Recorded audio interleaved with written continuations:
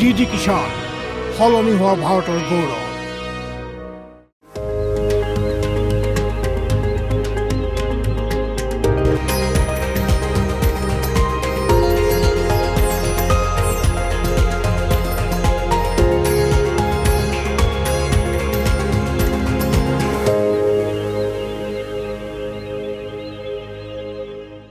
বক্ৰতুণ্ড মহাকায় সূৰ্যকোটি সমপ্ৰভ নিৰ্বিঘ্নং কুৰুমেদেৱ সৰ্বকালেষু সৰ্বদা। এই ইচ্ছা আৰু কামনাৰে কৃষি মন্ত্ৰালয় আৰু দূৰদৰ্শন কিষাণৰ এই প্ৰস্তুতি কৃষি চৌপাল, বিজ্ঞানৰ পৰা কৃষকলৈ। হয়, আজি আমি আৰু আপুনি মিলি এনে এখন ছবি অংকন কৰাৰ চেষ্টা কৰিম যাৰ সীমা বহু দূৰলৈ বিস্তৃত। সেই সীমা হৈছে ব্ৰহ্মপুত্ৰ ঘাটৰ পৰা হিমালয়ৰ বিস্তাৰলৈ, মলয়াঞ্চলৰ আচলৰ পৰা বিন্ধ্যাচলৰ চোতাললৈ। কথা হ'ব কিছু আশাৰ, সংগ্ৰামৰ, কাহিনীৰ, আৰু এই সকলোবোৰ কথাৰ মাজত কথা হ'ব বিজ্ঞানৰ, কৃষকৰ, অনুসন্ধান আৰু এই সপোন পূৰণ কৰাৰ এক বৃহৎ প্ৰচেষ্টা চলাই উন্নত বীজৰ এখন 9বিধ প্ৰজাতি মুকলি কৰা হৈছে। এতিয়া এই কাহিনী কেৱল ইমানতে সীমাবদ্ধ নহয়, ইয়াৰ পৰৱৰ্তী দিশবোৰক আজি গঢ়াৰ, বুজাৰ, পৰীক্ষা কৰাৰ আৰু ওচৰৰ পৰা জনাৰ চেষ্টা কৰিম।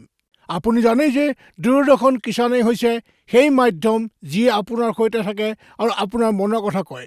আজি আমি ভাৰতীয় কৃষি গৱেষণা পৰিষদত এই বিশেষ মাহফিলখন, এই বিশেষ চৌপাল সজাবলৈ আহি পাইছোঁ।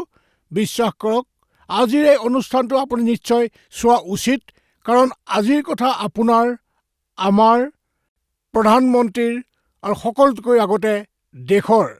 গতিকে আৰম্ভ কৰোঁ আহক কৃষি চৌপালৰ।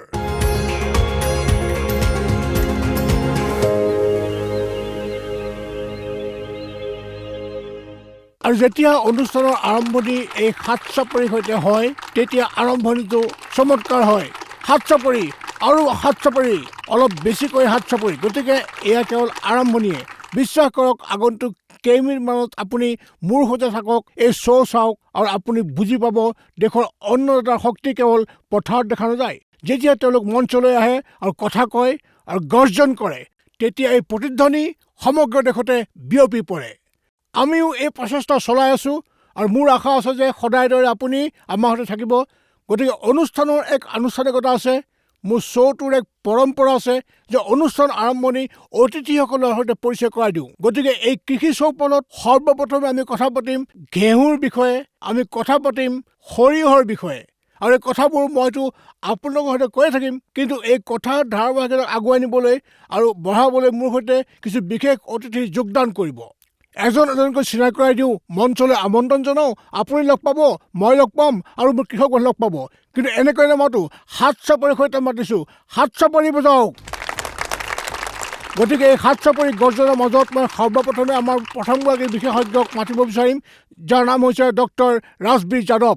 ডক্টৰ ৰাজবীৰ, অনুগ্ৰহ কৰি মঞ্চলৈ আহক আৰু আমাৰ অনুষ্ঠানৰ শোভা বঢ়াওক। ডক্টৰ ৰাজবীৰ, আমাৰ অনুষ্ঠানলৈ আপোনাক বহুত বহুত আদৰণি জনাইছোঁ। অনুগ্ৰহ কৰি বহক। আৰু তাৰপাছত যিদৰে মই প্ৰতিশ্ৰুতি দিছিলোঁ যে সৰিয়হৰ বিষয়ে কথা হ'ব, গতিকে সৰিয়হৰ বিষয়ে কথা পাতিবলৈ বিশেষজ্ঞ হিচাপে আজি মোৰ সৈতে আছে ডক্টৰ যশপাল ডাঙৰীয়া। ডক্টৰ যশপাল, অনুগ্ৰহ কৰি মঞ্চলৈ আহক আৰু আজিৰ সৰিয়হক খুব ওচৰৰ পৰা বুজিম আৰু বুজি ল'ম যে উন্নত বীজবোৰ কেনেকৈ কাম কৰে। ছাৰ, আপোনাক আদৰণি জনাইছোঁ, আপুনি বহক। আৰু মোৰ সৈতে কিছুমান বিশেষ কৃষকো আছে। আৰু প্ৰথমে এই খণ্ডটো আমি ঘেঁহুৰ জৰিয়তে আগুৱাই লৈ যাম।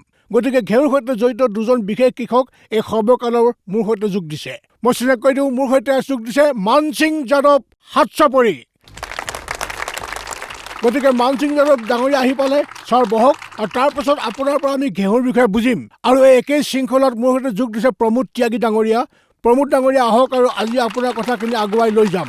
আৰু এই ধাৰাবাহিকতা লাহে লাহে এনেকৈ আগবাঢ়ি থাকিব। আৰু মই আপোনাক আকৌ কৈছোঁ যে আজি আপুনি এই শ্ব'টো মোৰ বাবে নহয়, বৰঞ্চ দেশৰ বাবে চাব লাগে। আৰু দেশৰ বাবে যেতিয়া হৃদস্পন্দন স্পন্দিত হয়, তেতিয়া বহুত কিবা কিবি ঘটে। আজি কি কি হ'ব আমিও চাম। ময়ো চেকখনত বহোঁ আৰু অধিৱেশনটো আমি অলপ আগুৱাই লৈ যাওঁ। আৰু সৰ্বপ্ৰথমে যিদৰে মই আপোনালোকৰ সৈতে কথা পাতিছিলোঁ, আজি ঘেঁহুৰ বিষয়ে কথা পাতিম। আৰু ডক্টৰ ৰাজবীৰ যাদৱ মোৰ সৈতে আছে।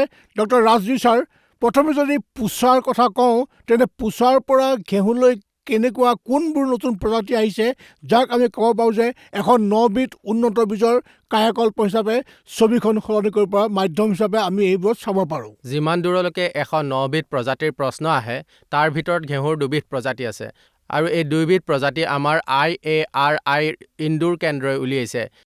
এটা হৈছে HI 1665 যিটো চাপাতি বা ৰুটি হিচাপে ব্যৱহাৰ কৰা হয় আৰু এইবিধ মহাৰাষ্ট্ৰ কৰ্ণাটক যাক আমি উপদ্বীপীয় অঞ্চল বুলি কওঁ তাৰ বাবে অনুমোদন কৰা হৈছে।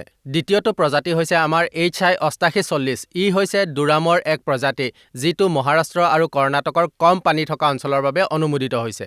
ইয়াৰ উপৰিও IARI সমগ্ৰ ভাৰততে কাম কৰে আৰু আমি সমগ্ৰ ভাৰতৰ বাবে বহুত ভাল ভাল প্ৰজাতি উলিয়াইছো যাৰ ভিতৰত HD 3385, HD 3386, HD 3388, HD 3410, HI 1650 হৈছে অতি উন্নত মানৰ প্ৰজাতি আৰু এইবোৰৰ উৎপাদনো বহুত ভাল হৈছে। HD 3385 আমি PPVFR8 পঞ্জীয়ন কৰি সমগ্ৰ ভাৰততে পৰীক্ষণ কৰিছোঁ আৰু বিহাৰৰ পৰা আৰম্ভ কৰি হাৰিয়ানা, পঞ্জাৱ, উত্তৰ প্ৰদেশ আৰু মধ্য প্ৰদেশলৈকে যোৱা বছৰ আমি ইয়াৰ আগতীয়া সিঁচাৰ অৱস্থাত ব্যাপকভাৱে টেষ্টিং কৰিছোঁ। সাধাৰণতে আগতীয়াকৈ সিঁচিলে উৎপাদন ভাল হয় আৰু মাৰ্চৰ শেষত বা এপ্ৰিলৰ আৰম্ভণিত যি উষ্ণতা বৃদ্ধি হয় তাৰ পৰা এইবিধ ৰক্ষা পৰে। যদিহে আপুনি অক্টোবৰৰ শেষৰ ফালে ইয়াৰ বীজ সিঁচিব পাৰে।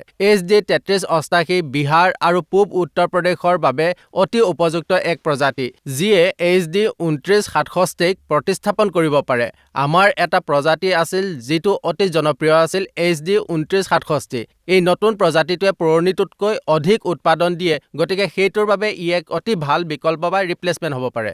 আমাৰ তৃতীয়বিধ প্ৰজাতি হৈছে HD 3386 যিবোৰ ঠাইত উৎপাদন ইতিমধ্যে বহুত ভাল তেনেকুৱা ঠাই যেনে পঞ্জাৱ আৰু হাৰিয়ানাৰ বাবে এইবিধ অতি উপযুক্ত বিশেষকৈ সময়মতে কৰা জলসিঞ্চিত খেতিৰ বাবে।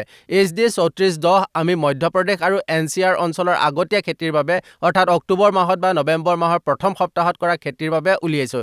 ইয়াৰ শস্যৰ গুণগত মানো বহুত ভাল। মই আৰু দুটা কথা ক'ব বিচাৰিম। মধ্যপ্ৰদেশৰ ঘেঁহু ইয়াৰ গুণগত মানৰ বাবে জনাজাত। সাধাৰণতে ইয়াৰ ঘেঁহুত এটা প্ৰিমিয়াম পোৱা যায় যি প্ৰায় 100 পৰা 150 টকালৈকে হ'ব পাৰে। আমাৰ যি দুবিধ প্ৰজাতি আছে বিশেষকৈ HD 3385 যিটো যোৱা বছৰ আমি মধ্যপ্ৰদেশত পৰীক্ষা কৰিছিলোঁ আৰু HD 3410 এই দুয়োবিধৰ গুণগত মান অতি উৎকৃষ্ট গতিকে সেইবোৰত প্ৰিমিয়াম পোৱা যাব পাৰে আৰু আমাৰ কৃষক ভাইসকলে একেই ঘেঁহু খেতি কৰিও নিজৰ উপাৰ্জন বৃদ্ধি কৰিব পাৰে। ঠিক আছে, এয়াতো হ'ল বিশেষজ্ঞৰ কথা, কিন্তু বিশেষজ্ঞৰ কথাত আমাৰ কৃষকসকলে কিমান একমত পোষণ কৰে সেইটো জনাটো প্ৰয়োজনীয়। কাৰণ মই আৰম্ভণিতে কৈছিলোঁ এয়া হৈছে কৃষি চপাল, কৃষিৰ পৰা বিজ্ঞানলৈ। বিজ্ঞানৰ কথা বুজিলোঁ কিন্তু কৃষকসকলে কি ভাবে সেইটো ডাঙৰ কথা। প্ৰমোদ ত্যাগীৰ মোৰ সৈতে আছে আৰু মান সিং যাদৱ মোৰ সৈতে আছে। প্ৰমোদ ডাঙৰীয়া, সৰ্বপ্ৰথমে আপোনাৰ ওচৰলৈ আহিছিলোঁ। ডাক্তৰ চাহাবে যি বুজালে সেইখিনি সম্পূৰ্ণ বুজি পালেনে? আপুনি কি বুজিলে আৰু ইয়াৰ দ্বাৰা কিমান পৰিৱৰ্তন আহিব বুলি আশা কৰিছে? যেতিয়া এই প্ৰজাতিবোৰ নাছিল তেতিয়া কি আছিল আৰু এতিয়া যিহেতু এইবোৰ আহি গৈছে তেন্তে আপুনি কেনেকুৱা এক ডাঙৰ সংস্কাৰ হ'ব বুলি ভাবিছে এয়া হ'ব পাৰে? ইয়াৰ দ্বাৰা উৎপাদন অধিক হ'ব গতিকে কৃষকেতো বেছি পইচা পাব, এইটো লাভ। আগতে যিটো হৈছিল এয়া আৰম্ভণিতে 1960 চনৰ পৰা লৈ পইচা বেছি কষ্ট কম। নহয়, কষ্টটো সমানে কৰিব লাগিব। বতৰৰ হিচাপে কষ্ট সমানে কৰিবলগীয়া হৈছে, কষ্ট বেছিকৈ কৰিবলগীয়া হৈছে। গতিকে কথাটো হ'ল এতিয়া 1000-2000 টকা অতিৰিক্তকৈ পোৱা যাব। তেন্তে সম্পূৰ্ণ আশা আছে? হয়, সম্পূৰ্ণ আশা গঢ়ি উঠিছে। ঠিক আছে, কিন্তু মান সিং ডাঙৰীয়া আপোনাৰ কি ধাৰণা? এইটোতো সঁচা যে বিজ্ঞানীসকলে ইমান ভাল কাম কৰিছে, কৃষকসকলে সেই সময়ত পৰিশ্ৰম কৰিছে, চৰকাৰে সেই সময়ৰ মাননীয় লাল বাহাদুৰ শাস্ত্ৰী ডাঙৰীয়াই পৰিশ্ৰম কৰাইছিল। তেওঁ জয় জোৱান জয় কিষাণৰ শ্লোগান দিছিল আৰু কৃষকসকলে শস্যৰ ভঁৰাল ভৰাই দিছিল আৰু দেশক দুৰ্ভিক্ষৰ পৰা উদ্ধাৰ কৰিছিল। আৰু যিবোৰ অতি উন্নত প্ৰজাতি ওলাইছে সেইটো এটা বৰ ভাল কথা। আমাৰ অঞ্চলত 826 আছে, 1270 আছে আৰু 327 আছে। এই প্ৰজাতিবোৰে 5 মাহৰ পৰা 5 মাহতকৈও অধিক সময় লয়। বিজ্ঞানীসকলৰ অবিহনে আমি খোজো দিব নোৱাৰিলোহেঁতেন। 303 আছে, 222 আছে, এনেকুৱা আৰু বহুতো উলিয়াইছে। এইবোৰ ইমান ভাল যে 4 মাহতে পকি যায়। গতিকে বতৰৰ ওপৰত ভিত্তি কৰি যিবোৰ ছুটি সময়ৰ বাবে হোৱা শস্য সেইবোৰে অধিক লাভজনক হ'ব। বাৰু আপুনি ইয়াত কেনেকুৱা পৰিৱৰ্তন বিচাৰে এষাৰিতে কওকচোন। 1270ত এটা ইমান ডাঙৰ পৰিৱৰ্তন আছে যে 1270ৰ উৎপাদন বহুত বেছি হৈছে। ত্যাগী ডাঙৰীয়াই কোৱাৰ দৰে ইয়াৰ উৎপাদন বহুত বেছি, কিন্তু ইয়াৰ উৎপাদনৰ লগতে ইয়াক সাৰ পানীৰ পৰিমাণ কিমান বেছি দিব লাগে, যদি আমি 50 কিলোগ্ৰাম দিব লাগে তেন্তে 1270ত আমি 70 কিলোগ্ৰাম আৰু 80 কিলোগ্ৰাম ইউৰিয়া দিব লাগে, আৰু যদি আমি 1 বস্তা DAP দিওঁ তেন্তে তাত 1.5 বস্তা বা 2 বস্তা DAP দিব লাগে। ডক্টৰ ৰাজবীৰ, আপোনাৰ এটা প্ৰতিক্ৰিয়া সেইকাৰণে? হয়, এওঁ যি কথা কৈছে সেয়া সঠিক কথাই কৈছে। গতিকে তেওঁলোকৰ যি সমস্যা আছে তাৰে সমাধানৰ বাবে আমি কওঁ, তেওঁলোকৰ যিটো অঞ্চলৰ পৰা আহিছে তাত সাধাৰণতে বাজৰাৰ শস্য কৰা হয়, আৰু যিমান দূৰ মই সেই অঞ্চলটোক জানো, বাজৰাৰ শস্য বেছিভাগেই ছেপ্টেম্বৰ মাহৰ শেষৰ ফালে কটা শেষ হয়। ছেপ্টেম্বৰৰ শেষত নহ'লে বেছি পৰ হ'লে অক্টোবৰৰ প্ৰথম বা দ্বিতীয় সপ্তাহত।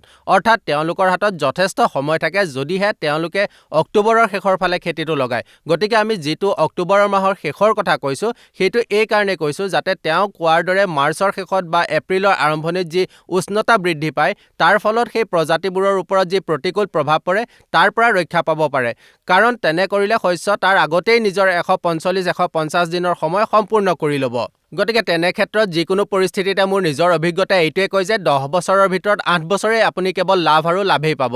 যিহেতু কম সময়ৰ প্ৰজাতিৰ কথা ওলাইছে, গতিকে পৰিৱৰ্তিত বতৰত মই আপোনাক ক'ব বিচাৰিম যে মোৰ নিজৰ অভিজ্ঞতা এইটোৱে যে সলনি হৈ থকা বতৰত কম সময়ৰ প্ৰজাতিবোৰ সদায় শংকাযুক্ত বা বিপদাশংকাপূৰ্ণ হৈ থাকিব, কাৰণ বতৰৰ পৰিৱৰ্তনৰ বিষয়ে আপুনি নাজানে যে কেতিয়া নৱেম্বৰৰ উষ্ণতা বাঢ়িব, নে ডিচেম্বৰত বাঢ়িব, নে জানুৱাৰীত বাঢ়িব, নে ফেব্ৰুৱাৰীত বাঢ়িব।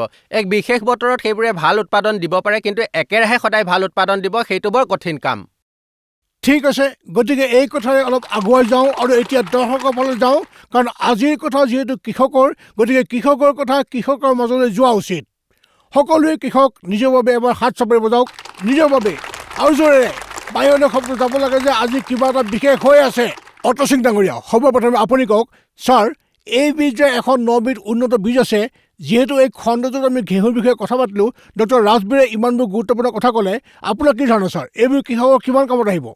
প্ৰজাতিৰ বিষয়টো বহুত কোৱা হয়, শুনাটো ভালেই লাগে, কিন্তু মই এইটো জানিব বিচাৰোঁ যে এই উলিওৱা প্ৰজাতিবিধৰ ভিতৰত কোনটো আটাইতকৈ বেছি গুণমান সম্পন্ন, আৰু আমাৰ অঞ্চলটোৰ বাবে যেনেকৈ দিল্লী আছে, দিল্লীক কেন্দ্ৰবিন্দু হিচাপে ধৰি নাজফগড় অঞ্চলৰ বাবে ইয়াৰ ভিতৰত কোনবিধ আটাইতকৈ উন্নত হ'ব, অনুগ্ৰহ কৰি জনাওক। ছাৰ, আজি সকলোবোৰ প্ৰশ্ন আপোনাকেই কৰা হ'ব। নহয়, চাওক, তেওঁলোকৰ যিটো নজফগড় অঞ্চল তাৰ তলৰ পানীৰ গুণগত মান যথেষ্ট প্ৰভাৱিত হৈছে। ঠিক আছে, আগতে চাহিবী নদী বৈ আহিছিল, আৰু চাহিবী নদী যেতিয়াৰ পৰা বন্ধ হ'ল তেতিয়াৰ পৰা তেওঁলোকৰ পানীৰ গুণগত মান বহুত প্ৰভাৱিত হৈছে। গতিকে মই এইটোৱে ক'ম যে ভাই, আপুনি তাত হাই বায়'মাছ থকা প্ৰজাতি লগাওক, আপুনি ল' বায়'মাছ থকা প্ৰজাতি নলগাব। গতিকে যিমানবোৰ নতুন প্ৰজাতি আছে সেই সকলোবোৰ হাই বায়'মাছৰ শ্ৰেণীৰ, গতিকে সেইবোৰ লাভজনক হ'ব। যেনে DBW 327 লগাওক, আমাৰ HD 3386 লগাওক, HD 3385 লগাওক, আৰু PBW 826 লগাওক। এইবোৰ অলপ সোনকালে লগাওক, 1 নৱেম্বৰৰ আশে-পাশে লগাওক, তেন্তে মোৰ বোধেৰে আপুনি ভাল উৎপাদন পাব। ঠিক আছে, মোহিত ডাঙৰীয়া, আপুনি কি সুধিব বিচাৰিছে? আজি ইমান এটা ডাঙৰ সুযোগ পোৱা গৈছে আৰু স্বয়ং ডাক্তৰ চাহাব আমাৰ সৈতে আছে, অলপ সোধকচোন আপুনি কি ক'ব? ডাক্তৰ চাহাব, মোৰ প্ৰশ্নটো হ'ল, আগতে আমাৰ ওচৰত 226 নামৰ এটা প্ৰজাতি আছিল যিটো আমি পলমকৈও সিঁচিব পাৰিছিলোঁ। যিবোৰ কৃষকে কুঁহিয়াৰৰ খেতি কৰে, মটৰৰ খেতি কৰে, তেওঁলোকৰ বাবে সেইটো অতি লাভজনক আছিল। আগতে জানুৱাৰী মাহলৈকে এইটো সিঁচিব পাৰিছিলোঁ, যাৰ আমি ভাল ফল পাইছিলোঁ। এতিয়া কিবা নতুন এনেকুৱা প্ৰজাতি ওলাইছে নেকি যাৰ দ্বাৰা আমি ভাল লাভ পাব পাৰোঁ? চাওক, আমাৰ দুবিধ এনে প্ৰজাতি আছে যিবোৰ অতি পলমকৈ সিঁচাৰ বাবে। অতি পলমকৈ মানে আপুনি কুঁহিয়াৰ কটাৰ পাছত জানুৱাৰীৰ আশে-পাশে, জানুৱাৰীৰ মাজভাগত বা জানুৱাৰীৰ শেষৰ ফালে যিটো কৈছে। আমাৰ তেনে দুবিধ প্ৰজাতি হৈছে HD 3298 আৰু HD 3271। HD 3298 ক্ষেত্ৰত কুঁহিয়াৰ কটাৰ পাছত কৰা খেতিৰ ওপৰত মোৰ কমেও 25 বা 30 গৰাকী কৃষকৰ অভিজ্ঞতা আছে। তেওঁলোকৰ জানুৱাৰীত সিঁচাৰ পাছতো 30 মোনলৈকে উৎপাদন, 30ৰ পৰা 35 মোনলৈকে উৎপাদন আৰামছে আহি আছে। গতিকে আপোনাৰ হাতত অতি কষ্টৰে 90 দিনৰ সময় পোৱা যায় বা 80 দিনৰ সময় পোৱা যায়। যদি 80-90 দিনত ইমানখিনি উৎপাদন আহে তেন্তে সেয়া বৰ ভাল কথা। ঠিক আছে, গতিকে ঘেঁহুৰ বিষয়ে কথা পাতি আছোঁ, কিন্তু ইয়াৰ ঠিক পাছতে আমি সৰিয়হৰ বিষয়ে কথা পাতিম। আৰু যিমান দেৰি মই প্ৰতাপ ডাঙৰীয়াৰ সৈতে কথা পাতিম, সেই বিচাৰোঁ যে মই ত্ৰিভুৱন সিং আৰু শিৱানন্দ শৰ্মা ডাঙৰীয়া মঞ্চলৈ আহক। তেতিয়ালৈকে মই প্ৰতাপ ডাঙৰীয়াৰ সৈতে কথা পাতিম। প্ৰতাপ ডাঙৰীয়াই সুযোগটো অতি বিশেষ, আৰু যিহেতু এয়া কৃষি চপাল, ইয়াত কথা কৃষকৰ পৰা বিজ্ঞানীলৈকে আহে। প্ৰধানমন্ত্ৰীয়ে বিচাৰে যে প্ৰতিজন কৃষকৰ আয় দুগুণ হওক, আৰু যেতিয়ালৈকে দুগুণ নহয় তেতিয়ালৈকে অন্ততঃ বাঢ়ি থকা যেন দেখা যায়। যি এই প্ৰচেষ্টা চলোৱা হৈছে, আপোনাৰ ধাৰণা কি? ইয়াৰ দ্বাৰা কিমান আয় হ'ব? কথাটো এনেকুৱা, যেনেকৈ আমি ঘেঁহুৰ খেতি কৰোঁ, এই ঘেঁহু আমি চিড্ৰিলৰ সহায়ত সিঁচিব লাগে। যদি আমি চিড্ৰিলৰ সহায়ত ঘেঁহু সিঁচোঁ, তেন্তে ইয়াৰ উৎপাদন বৃদ্ধি পাব, আৰু 1 নৱেম্বৰৰ পৰা 15 নৱেম্বৰৰ ভিতৰত যিটো সিঁচিব পৰা যাব, তাৰ উৎপাদনো অধিক হ'ব। জয় হিন্দ, জয় ভাৰত, জয় জোৱান, জয় কিষাণ। কিন্তু উৎপাদন কম হওক, এই ভাৱধাৰাৰ পৰা যেতিয়া প্ৰধানমন্ত্ৰীয়ে এখোজ আগুৱাই যাব বিচাৰে, তেওঁ বিচাৰে যে আপোনালোকৰ খৰচ কম হওক আৰু উৎপাদন বহুত বেছি হওক। গতিকে আমি এই দিশত আগুৱাই যোৱা যেন দেখা গৈছে নেকি বাৰু? আমি সেই দিশতো আগুৱাই আছোঁ। কেনেকৈ? যেনে এতিয়াও কৃষকসকলৰ বাবে মাননীয় প্ৰধানমন্ত্ৰীৰ বিভিন্ন আঁচনি আছে। সেয়া লাগিলে যিকোনো শস্যৰ বাবেই নহওক কিয়, লাগিলে কুঁহিয়াৰেই হওক বা মটৰেই হওক বা ঘেঁহুৱেই হওক বা মোটা শস্যৰ বাবেই হওক, যিকোনো বস্তুৰ বাবেই নহওক, এই ক্ষেত্ৰত আমি আগুৱাই গৈ আছোঁ। কাৰণ আমাৰ যিজন ক্ষুদ্ৰ খেতিয়ক আছে, তেওঁৰ উৎপাদন বাঢ়িছে। যিহেতু আমাৰ হাতত মাটি এতিয়া বহুত কম আছে, আগৰ তুলনাত কাৰোবাৰ হাতত 10 বিঘা, কাৰোবাৰ হাতত 15 বিঘা এনেকৈহে মাটি আছে। তাৰ পিছতো আমি অতি ভাল লাভৰ দিশত আগুৱাই গৈ আছোঁ। হয়, ঠিক আছে। গতিকে এই লাভ যেন বাঢ়ি থাকে, কিন্তু আমি অলপ লোভীয়া, আমাক হাত চাপৰি অকণমান লাগিবই। জোৰেৰে পিছফালৰ পৰা শব্দটো মোৰ কাণত পৰা নাই। গতিকে হাত চাপৰি শব্দৰ মাজতে এতিয়া কথা হ'ল, যিটো মই প্ৰতিশ্ৰুতি দিছিলোঁ সৰিয়হৰ বিষয়ে, সৰিয়হৰ উন্নত কৰাটো অতি জৰুৰী। গতিকে মই পুনৰ আপোনালোকক মঞ্চলৈ লৈ যাওঁ, আপোনালোক মোৰ লগত থাকক। আৰু এতিয়া মোৰ সৈতে অতি সুন্দৰ আভাৰে দুজন অতিথি যোগ দিছে। মোৰ সৈতে আছে ত্ৰিভুৱন সিং ডাঙৰীয়া, আৰু তেওঁৰ মুখৰ উজ্জ্বলতাই কৈছে যে তেওঁ আজি সম্পূৰ্ণ প্ৰস্তুত হৈ আহিছে। আৰু মোৰ সৈতে শিৱানন্দ শৰ্মা ডাঙৰীয়া যোগ দিছে। আপোনালোক দুয়োকে স্বাগতম জনাইছোঁ, আৰু এই পৰ্যায়ত ডাক্তৰ চাহাব আপোনাকো পুনৰ স্বাগতম জনাইছোঁ। ছাৰ, আমি সৰিয়হৰ কথা পাতিছিলোঁ। গতিকে সৰিয়হ ৰবি শস্যৰ মূল খেতি আমি সকলোৱে জানো, কিন্তু সৰিয়হৰ এনেকুৱা কি কি প্ৰজাতি আছে যিবোৰ বেলেগ বেলেগ অঞ্চলৰ হিচাপত আপুনি ভাবে যে এই 109 বিধ বীজৰ অধীনত আমি সজাই ল'ব পাৰোঁ, বুজি ল'ব পাৰোঁ, আৰু আটাইতকৈ ডাঙৰ কথা যে সেইবোৰ লাভজনক চুক্তি হিচাপে প্ৰমাণিত হ'ব পাৰে? প্ৰতিষ্ঠানে মূলতঃ কম সময়ৰ ভিতৰত হোৱা সৰিয়হৰ প্ৰজাতিসমূহৰ ওপৰত গুৰুত্ব দিছে। ইয়াৰ ভিতৰত পোচা সৰিয়হ 25, পোচা সৰিয়হ 26, পোচা সৰিয়হ 27 আৰু 28, এই প্ৰজাতিসমূহ কম সময়ৰ ভিতৰতে পকি যায়। যেতিয়া আমি কম সময়ৰ কথা কওঁ, তেতিয়া আমাক পৰিস্থিতি অনুসৰি দুই ধৰণৰ প্ৰয়োজনীয়তা থাকে। এটা হ'ল আগতীয়া খেতিৰ বাবে উপযুক্ত প্ৰজাতি, যেনে পোচা সৰিয়হ 25, 27 আৰু 28। এই প্ৰজাতিসমূহ ছেপ্টেম্বৰ মাহৰ 15 তাৰিখলৈকে সিঁচাৰ বাবে উপযোগী। একেদৰে যিবোৰ পলমকৈ কৰা খেতি, যিবোৰ কৃষক ভাইৰ কিবা কাৰণত অক্টোবৰ মাহলৈকে পথাৰ খালী হোৱা নাই, তেওঁলোকৰ বাবে নৱেম্বৰত সিঁচিব পৰা কিছুমান প্ৰজাতি উপযোগী, যেনে পোচা সৰিয়হ 26। সেইবিধ 1 পৰা 15 নৱেম্বৰৰ ভিতৰতো লগাব পাৰি। এই কম সময়ৰ সৰিয়হৰ প্ৰজাতিবোৰে নিজৰ জীৱনকাল 105 পৰা 110 দিনৰ ভিতৰত সম্পূৰ্ণ কৰে। আৰু গৱেষণাৰ বাকী যি অন্য এটা মুখ্য দিশ হ'ল অক্টোবৰত কৰা খেতি, যাক আমি সঠিক সময়ত কৰা সৰিয়হৰ খেতি বুলি কওঁ। তাৰ বাবেও প্ৰতিষ্ঠানে বহুতো প্ৰজাতি বিকশিত কৰিছে, যিবোৰ অক্টোবৰত সিঁচিবলৈ উপযুক্ত। শেহতীয়াকৈ এটা নতুন প্ৰজাতি বিকশিত কৰা হৈছে, পোচা সৰিয়হ 37। ইয়াৰ বীজ অৱশ্যে এই বছৰ পোৱা নাযাব, অহা বছৰৰ পৰা কৃষক ভাইসকলে পাবলৈ আৰম্ভ কৰিব। ইয়াৰ উপৰিও আন এটা মুখ্য বিষয় হ'ল যে আমি বাহিৰৰ পৰা যি তেল আমদানি কৰোঁ, সেইটো হ'ল কেনোলা তেল। বজাৰত বহুতো মানুহ আৰু কৃষক ভাইসকলেও কেনোলা তেল খাবলৈ ইচ্ছুক, সেয়ে ইয়াৰ চাহিদা বহুত বেছি। আমি বাহিৰৰ পৰা বহুত বেছি তেল আমদানি কৰোঁ। আমি যি কেনোলা তেল বা গভীৰ সৰিয়হৰ তেল আমদানি কৰোঁ, ঠিক তেনে গুণগত মানৰ তেল ভাৰতীয় সৰিয়হৰ পৰাও পাব পাৰি, যিটো আমাৰ সৰিয়হ খেতিৰ 90% এলেকাৰ অন্তৰ্গত। ছাৰ, সকলোবোৰ কথা লাহে লাহে পাতিম। একেলগে ইমানবোৰ কথা পাতিলে তাৰ মাজত মাদকতা নষ্ট হৈ যাব একেবাৰে। শিৱানন্দ ডাঙৰীয়া আমাৰ লগত আছে। শিৱানন্দ ছাৰ, আচলতে এতিয়া ডক্টৰ জছপাৰে যিবোৰ কথা কৈ আছে, ছাৰ আপোনাৰতো ইমান দীঘলীয়া অভিজ্ঞতা আছে, আপুনি নিজে সকলোবোৰ কথা ভালদৰে জানে। আপুনি কি বুজি পাইছে যে এই যি প্ৰচেষ্টা চলোৱা হৈছে বিশেষকৈ সৰিয়হৰ প্ৰসংগত, সেয়া একেবাৰে সঠিক হৈছেনে ছাৰ? আমি যিটো বিচাৰোঁ যে কৃষকে যিটো বিচাৰে সেইটো পূৰণ হোৱা দেখুৱাইছেনে, নে আপোনাৰ ধাৰণা কিবা বেলেগ? এইটোৰ ওপৰত ডাক্তৰ চাহাব মই আপোনাক কওঁ যে মোৰ নাম ত্ৰিভুৱন সিং, মই নজফগড়ৰ পৰা আহিছোঁ।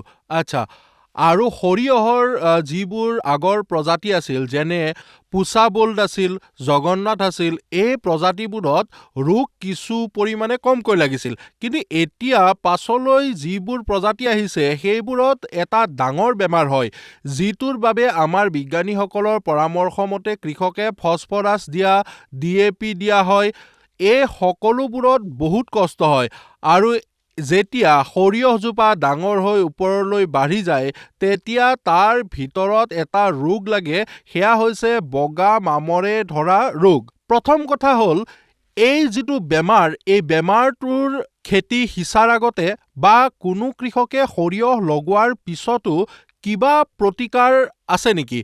আৰু দ্বিতীয় লোকচান হয় যেতিয়া আমাৰ সৰিয়হৰ ফুলবোৰ ওলাই, খেতিটো সম্পূৰ্ণ সাজু হয় আৰু ওপৰৰ পৰা অত্যাধিক ঠাণ্ডা পৰে, ঠাণ্ডা পৰিলে আমাৰ ফলিবোৰ ক'লা পৰি পচি যায়। গতিকে ইয়াৰ কিবা প্ৰতিকাৰ আছে নেকি? ই কৃষকৰ বাবে ডাঙৰ লাভ হ'ব। ত্ৰিভুৱন ডাঙৰীয়াই কোৱাৰ দৰে যিবোৰ পুৰণি সৰিয়হৰ প্ৰজাতি আছিল, যেনে পুছা বোল্ড বা পুছা জগন্নাথৰ কথা কৈছে, তেওঁৰ মতে সেইবোৰ আগতে বেমাৰ আজাৰৰ প্ৰতি প্ৰতিৰোধক আছিল।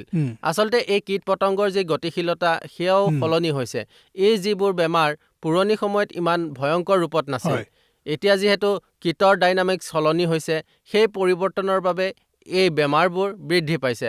আৰু আপুনি যিটো কাণ্ড পচা ৰোগৰ কথা কৈছে তাৰ কাৰণো এইটোৱেই।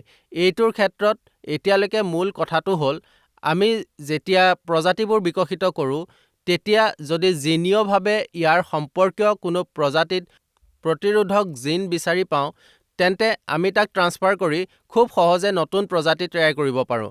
কিন্তু কাণ্ড পচা সমস্যাটোৰ ক্ষেত্ৰত কথাটো হ'ল যে এতিয়ালৈকে ইয়াৰ কোনো জিনীয় সমাধান বিচাৰি পোৱা হোৱা নাই। গতিকে ইয়াৰ ভিতৰত মূলত এইটো কৰিব পাৰি যে আপুনি শস্যৰ পৰিৱৰ্তন কৰক। একেৰাহে কেৱল সৰিয়হৰ খেতি নকৰিব, মাজে মাজে আন কিবা শস্যৰ খেতি কৰি থাকক। যদি কিবা বাধ্যবাধকতাৰ বাবে সৰিয়হৰ খেতি কৰিবই লাগে, তেন্তে ইয়াৰ বাবে এটা উপায় আছে। যেতিয়া আপুনি খেতিটো লগালে তাৰ প্ৰায় 60 দিন বা 2 মাহ পাৰ হোৱাৰ পাছত বেমাৰৰ লক্ষণ ওলোৱালৈ বাট নোচোৱাকৈ তাৰ আগতেই আপুনি বাভিষ্টিন আদিৰ স্প্ৰে কৰি দিয়ক। বেছি দেৰি নকৰিব, তেতিয়া আপোনাৰ সমস্যাটো কিছু পৰিমাণে কমি যাব। শিৱৰতন ডাঙৰীয়া, এতিয়া আপোনাৰ পাল। ছাৰ, এই 109বিধ বীজৰ জৰিয়তে যি প্ৰচেষ্টা চলোৱা হৈছে সেয়া কিমান হৃদয়স্পৰ্শী হৈছে, কিমান ভাল লাগিছে। প্ৰধানমন্ত্ৰীৰ এই প্ৰচেষ্টা দেশৰ বাবে কৃষকসকলৰ কাৰণে আপোনাৰ মতে কিমান উপযোগী হ'বলৈ গৈ আছে? মই ছাৰ আপোনাক কওঁ, মোৰ নাম শিৱানন্দ শৰ্মা, গাঁও কঞ্জা, জিলা গাজিয়াবাদ, উত্তৰ প্ৰদেশৰ পৰা আহিছোঁ। এতিয়াই ডক্টৰ চাহাবে কৈছিল যে 60% খাদ্য তেল আমি আমদানি কৰোঁ। গতিকে বাতৰি কাকত আৰু বাতৰিৰ জৰিয়তে সেই বিষয়ে জানিব পাৰিলোঁ। আৰু 5-6 বছৰৰ পৰা আমি সৰিয়হ সিঁচিবলৈ আৰম্ভ কৰিলোঁ। হয়, 5-6 বছৰৰ পৰা আমি একেৰাহে সৰিয়হ সিঁচি আছোঁ। আমাক চুবুৰীয়াই সুধিছিল যে সৰিয়হত কি লাভ হ'ব। মই ক'লোঁ যে সৰিয়হত খৰচো কম কিন্তু উপাৰ্জন বেছি। সৰিয়হত শ্ৰমৰ প্ৰয়োজনো কম হয়, কেতিয়াবা আমি আধিয়া দিবলগীয়া হয়, কিন্তু সৰিয়হত সেয়া নালাগে। পাৰ্থক্য হৈছে ছাৰ? হয় হয়, নিশ্চয় নিশ্চয়। দেশ সলনি হৈছে, কৃষক সলনি হৈছে, প্ৰগতি হৈছে, হাত চাপৰিয়ে এই কথা জনাইছে, জোৰেৰে হাত চাপৰি হ'ব লাগে। গতিকে বলক এই উৎসাহ যেন অটুট থাকে। মোৰ ওচৰত দৰ্শকৰ মাজত কিছুমান কৃষক আছে, কিন্তু ছাৰ আপোনাৰ প্ৰশ্ন, ৰবি শস্যলৈ এনেকুৱা কি গুৰুত্বপূৰ্ণ কাৰক বা বিন্দু আছে যিবোৰৰ ওপৰত প্ৰতিজন কৃষকে আগতীয়াকৈ অতি সাৱধান হোৱাৰ প্ৰয়োজন আছে? সংক্ষেপত কওক ছাৰ। গতিকে কৃষকে বীজ সদায় ভাল প্ৰমাণিত উৎসৰ পৰা লোৱা উচিত। সেয়া লাগিলে বিশ্ববিদ্যালয়ে হওক বা যদি ক'ৰবাত ব্যক্তিগত খণ্ডৰ পৰাও বীজ লৈছে, তেন্তে তেওঁ নিজৰ বীজখিনি বিলৰ সৈতে ল'ব লাগে আৰু নিজৰ পেকেটটো এটা প্ৰমাণিত পেকেট হ'ব লাগে। আৰু বীজৰ যিখন ইনভইচ আছে সেইখন কৃষক ভাইসকলে সাৱধানে ৰাখিব লাগে। দ্বিতীয় কথা, যদি তেওঁলোকে নিজৰ বীজ ব্যৱহাৰ কৰিব বিচাৰে, কিছুমান সৰিয়হৰ প্ৰজাতিৰ ক্ষেত্ৰত কৃষক ভাইসকলে নিজৰ পুৰণি বীজ ব্যৱহাৰ কৰিব পাৰে। তেন্তে তেনে ক্ষেত্ৰত বীজ শোধন কৰাটো অতি জৰুৰী। ইয়াৰ বাবে প্ৰতি কেজি বীজত 2 গ্ৰাম বাভিষ্টিন মিলাই বীজখিনি শোধন যেন নিশ্চিতভাৱে কৰে। আৰু এটা গুৰুত্বপূৰ্ণ কথা হ'ল, গছৰ সংখ্যা যেন কমো নহয় আৰু অতি বেছিও নহয়। বহুতো কৃষক ভাইৰ মনত এটা ধাৰণা থাকে যে তেওঁলোকে পথাৰত অতি বেছি গছৰ সংখ্যা কৰি পেলায়। গতিকে পথাৰত গছৰ পৰা গছৰ দূৰত্ব 10ৰ পৰা 15 চেণ্টিমিটাৰ আৰু শাৰীৰ পৰা শাৰীৰ দূৰত্ব 45 চেণ্টিমিটাৰ বজাই ৰখাটো অতি প্ৰয়োজনীয়। অতি ওচৰা-ওচৰিকৈ থকা গছবোৰে এটা আনটোৰ ক্ষতি কৰে। গছজোপা মেল খাবলৈ আৰু বিকশিত হ'বলৈ পৰ্যাপ্ত ঠাই নাপায়। গতিকে এইবোৰে কিছুমান গুৰুত্বপূৰ্ণ কথা।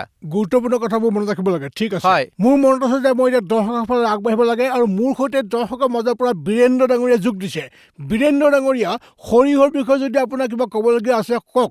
আটাইতকৈ ডাঙৰ কথাটো হ'ল যে প্ৰথমটো পানী কিমান দিনৰ পিছত দিব লাগে? ডক্টৰ য়শপাল। খেতি সিঁচাৰ 35ৰ পৰা 40 দিনৰ পাছত আপুনি পানী দিব পাৰে। যেতিয়াই ফুল ফুলা আৰম্ভ হয় আপুনি সেই সময়ত পানী দি দিয়ক। দ্বিতীয়তে, প্ৰথমবাৰ পানী দিয়াৰ লগতে আন কি কি সাৰ ব্যৱহাৰ কৰিব লাগে? আপুনি সেই সময়ত পথাৰত ইউৰিয়া পানী দিয়াৰ পাছত প্ৰথমটো পানী যেনেকৈ দি দিলে তাৰ পাছত ইউৰিয়া আমি সাধাৰণতে 2টা কিস্তিত ব্যৱহাৰ কৰোঁ। গতিকে যিটো দ্বিতীয় কিস্তি সেইটো আপুনি প্ৰথমটো পানী দিয়াৰ পাছত দিব পাৰে। নাজাবগড় অঞ্চলত সৰিয়হত সৰ্বাধিক কিমান বাৰ পানী দিব লাগে? মই নাজাবগড় অঞ্চলৰ পৰা আহিছোঁ। যদি আপোনাৰ ওচৰত 2বাৰ পানী দিয়াৰ সুবিধা আছে তেন্তে সেয়া অতি ভাল কথা। নহ'লে এবাৰ পানী দিয়াটোৱেই নিজৰ ঠাইতে পৰ্যাপ্ত। এবাৰ পানীয়ে পৰ্যাপ্ত, কিন্তু যদি সেই সময়ত কুঁৱলী আদি পৰে, ঠাণ্ডা বেছি হয় আৰু শস্যৰ ক্ষতি হ'বলৈ ধৰে তেন্তে কি কৰা উচিত? পালে ধৰা সমস্যাটো যেতিয়া হয় তেতিয়া ধাৰাবাহিকভাৱে ঠাণ্ডা বতাহ বৈ থাকে আৰু উষ্ণতা একেৰাহে 4-5 দিন ধৰি 4-5 ডিগ্ৰীতকৈ কম থাকে, তেতিয়া পালে ধৰাৰ সম্ভাৱনা থাকে। তেনে সময়ত গন্ধকৰ অম্ল অৰ্থাৎ H2SO4 আছে, সেইটো 0.1% মিশ্ৰণ আপুনি স্প্ৰে কৰিব পাৰে। পানীৰ প্ৰয়োজন নাই মানে? পানীও দি দিয়ক। এবাৰ হাত চাপৰি বজাই দিয়ক। গতিকে হাত চাপৰি এই গৰ্জনৰ লগতে প্ৰশ্ন উত্তৰৰ বুজাবুজি পৰ্যন্ত চলি থাকিব। এতিয়া ছুটি বিৰতি লৈছোঁ। বিশ্বাস কৰক এটা সৰু বিৰতি। মই উভতি আহিম আৰু যেতিয়া উভতি আহিম তেতিয়া অতিথি সলনি হ'ব, বিষয় সলনি হ'ব, কথা হ'ব ফল মূল, শাক পাচলি আৰু মছলাৰ বিষয়ে। মোৰ সদায় বিশ্বাস আছে যে আপোনালোক সদায় মোৰ সৈতে আছে। বিৰতিৰ সিপাৰে মই লগ পাম। হাত চাপৰি।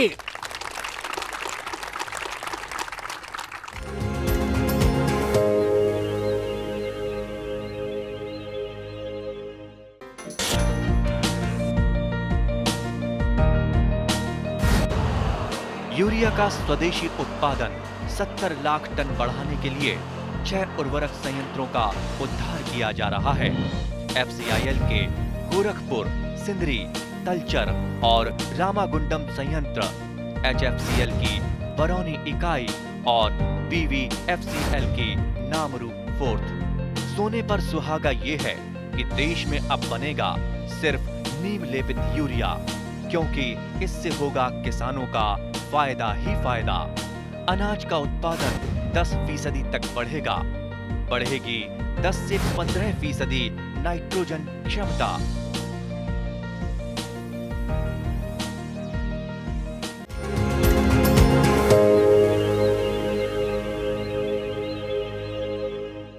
গতিকে বলক এই খণ্ডটোত আমি এইটো বুজিবলৈ চেষ্টা কৰিম যে ভাই কৃষি চৌপালৰ প্ৰয়োজন কিয় হ'ল। মন্ত্ৰালয়ৰ এই যি প্ৰচেষ্টা, এই প্ৰচেষ্টাৰ ওচৰত কি উদ্দেশ্য আছে সেইটো বুজিম। মঞ্চত এই মুহূৰ্তত মোৰ লগত 4জন বিশেষ অতিথি আছে। মই পৰিচয় কৰি দিছোঁ।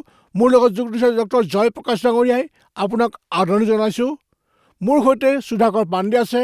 ইয়াৰ লগতে মোৰ সৈতে যোগ দিছে চেমুৱেল প্ৰবীণ কুমাৰ ছাৰ, যুটীয়া সচিব। কৃষি চৌপালৰ উদ্দেশ্য আমি ছাৰৰ পৰা বুজিম। আৰু মোৰ লগত যোগ দিছে ডক্টৰ উধম সিং গৌতম ছাৰ, তেখেত উপ মহাপৰিচালক কৃষি সম্প্ৰসাৰণ, ভাৰতীয় কৃষি গৱেষণা পৰিষদ। প্ৰথমে প্ৰবীণ ছাৰ, মই আপোনাৰ ওচৰত আহিম। ছাৰ, কৃষি চৌপাল মনলৈ প্ৰথমে চিন্তা কি আহে? কৃষি চৌপাল কিয়? ইয়াৰ লক্ষ্য, ইয়াৰ উদ্দেশ্য আৰু এনেকুৱা প্ৰচেষ্টা কিয়? কৃষি চৌপালৰ জৰিয়তে আজি যিবোৰ গৱেষণাৰ মাধ্যমেৰে কৃষি ক্ষেত্ৰৰ উদ্ভাৱন, নতুন প্ৰযুক্তি, নতুন বীজ যিবোৰ ICAR আৰু ৰিচাৰ্চ ষ্টেচনৰ পৰা ওলাইছে, সেই বিজ্ঞানক কেনেকৈ কৃষকৰ ওচৰলৈ লৈ যোৱা যায়, এই ক্ষেত্ৰত যিটো মাজৰ ব্যৱধান সেইটোক কেনেকৈ কম কৰিব পৰা যায়, সেইটোক লৈয়েই এই প্ৰচেষ্টা। প্ৰায়ে আমাক এইটো দেখিবলৈ পোৱা যায় যে ICARৰ পৰা কৃষকৰ লাভৰ বাবে বহুতো নতুন প্ৰজাতিৰ বীজ আদি ওলাই যায়, যাৰ দ্বাৰা কৃষকসকল লাভান্বিত হোৱাটো জৰুৰী, যাতে তেওঁলোকৰ আয় বৃদ্ধি পায় আৰু কৃষিৰ যি খৰচ সেয়াও কমি যায়। গতিকে সেই উদ্দেশ্য আগত ৰাখি আমি ভাবিলোঁ যে যদি কৃষি চৌপালৰ জৰিয়তে কৃষকক আৰু বিজ্ঞান অৰ্থাৎ বিজ্ঞানীসকলৰ মাজত এটা বাৰ্তালাপ কৰা যায় তেন্তে তেওঁলোকৰ যিবোৰ সন্দেহ বা প্ৰশ্ন আছে সেইবোৰ দূৰ হ'ব আৰু বিজ্ঞানীসকলেও এই কৃষি চৌপালৰ জৰিয়তে তেওঁলোকক সুন্দৰকৈ বুজাই দিব পাৰিব আৰু প্ৰযুক্তি গ্ৰহণ কৰাৰ ক্ষেত্ৰত এইটো কৃষকৰ বাবে যথেষ্ট সহায়ক হ'ব। ইয়াৰ অধীনতে আমি এইটো কৰিছোঁ, এইটো কৃষি চৌপালৰ প্ৰথমটো খণ্ড। গতিকে বিজ্ঞান আৰু কৃষকৰ মাজৰ দূৰত্ব কম কৰাৰ উদ্দেশ্যে এইটো আৰম্ভ কৰা হৈছে। আমি শুনিছিলোঁ জয় জৱান জয় কিষাণ, তাৰপাছত জয় বিজ্ঞান, এতিয়া জয় অনুসন্ধান। গতিকে এই খণ্ডবোৰ যিটো ইটোৰ লগত সিটো সংযোগ হৈ আছে আৰু প্ৰথম খণ্ডৰ কথা উল্লেখ কৰিলে তেন্তে কিমান দীঘলীয়া হ'ব যাত্ৰা? চাওক, অনুসন্ধান কেৱল কৃষি ক্ষেত্ৰতে নহয় বৰঞ্চ ভাৰতবৰ্ষৰ প্ৰতিটো ক্ষেত্ৰতে হৈ আছে। আপুনি মহাকাশ প্ৰযুক্তি চালে বা স্বাস্থ্য সেৱা চালে দেখিব যে অনুসন্ধানৰ ভূমিকা অতিকৈ গুৰুত্বপূৰ্ণ।